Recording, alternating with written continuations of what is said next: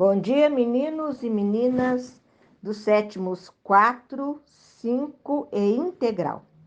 Estamos iniciando hoje a terceira semana do PET 3 e o tema é Terras Indígenas e Movimentos Sociais no Campo. Vocês sabem que as terras do Brasil, né, são todas pertencentes ao índio, porque quem estava aqui quando os portugueses chegaram eram os indígenas. Mas a história nos mostra que o maior problema são as terras indígenas no nosso país, né? Nós iremos aprender sobre os conflitos gerados pela posse da terra no Brasil. Também iremos aprender que o uso de insumos e agrotóxicos podem trazer danos ao meio ambiente e à saúde.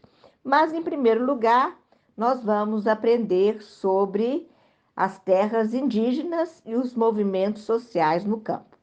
A exclusão dos indígenas na distribuição de terras no Brasil tem sido uma realidade há muito tempo, desde 1500, quando Pedro Alves Cabral aqui chegou. Muitas comunidades, em especial no Centro-Oeste, disputam com grandes empresários rurais que são indígenas por direito. É aquilo que eu disse para vocês, as terras são indígenas por direito. Essa questão envolve conflitos armados que ocasionam a morte de muitos indígenas devido à resistência de latifundiários à demarcação das terras indígenas. De um lado, há grupos indígenas acuados pela expansão dos latifúndios e do agronegócio. E, de outro lado, latifundiários que não admitem perder parte das terras que ocuparam.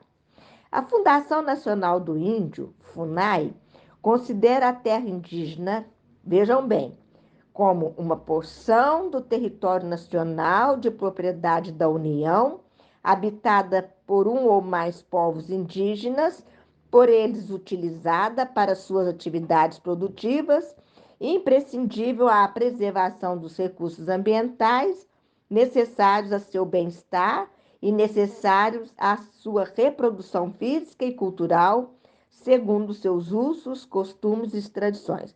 Então, isso daí é a Fundação Nacional do Índio, FUNAI, que considera, né?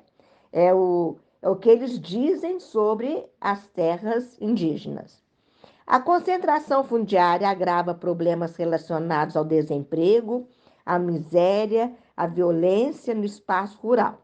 Essa situação ocasionou a organização de movimentos sociais que reivindicam o acesso à terra. Entre eles, um dos mais conhecidos é o MST, Movimento dos Trabalhadores Rurais Sem Terra. Eles reivindicam a reforma agrária, né? Ou seja, eles reivindicam a redistribuição de terras e da renda agrícola como forma de reduzir a concentração fundiária e garantir melhores condições de vida aos trabalhadores do campo.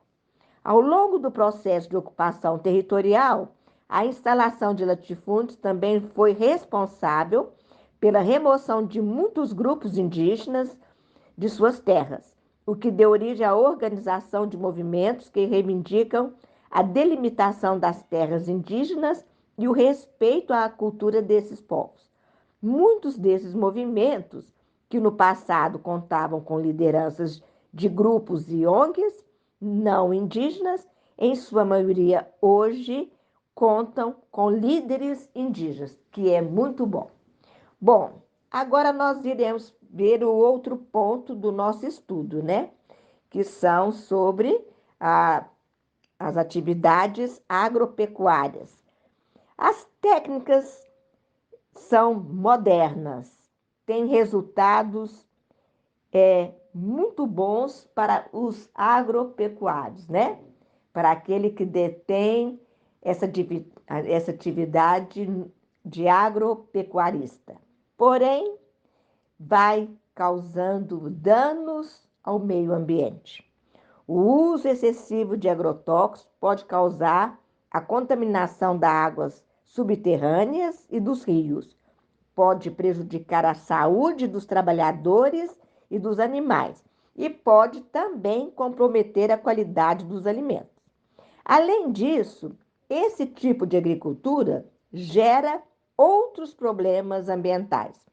A compactação do solo, que vai aumentar o risco de erosão, né? Provocada pela utilização de máquinas e o esgotamento do solo pela falta de rotação de culturas. Então, o que nós, indivíduos, podemos fazer? Indivíduos conscientes. Nós devemos reduzir o desmatamento e o uso de insumos químicos nas plantações. Nós devemos utilizar a água de forma responsável. Nós devemos valorizar a agricultura familiar e orgânica, pois são medidas que respeitam os recursos naturais e tornam possível a prática da agricultura sustentável. A agricultura orgânica não utiliza agrotóxicos, insumos industrializados e sementes modificadas geneticamente. Tem crescido muito no Brasil e no mundo. Porém, os alimentos orgânicos ainda não são acessíveis à maioria da população, devido aos preços, que em geral são mais elevados se comparados aos do agronegócio.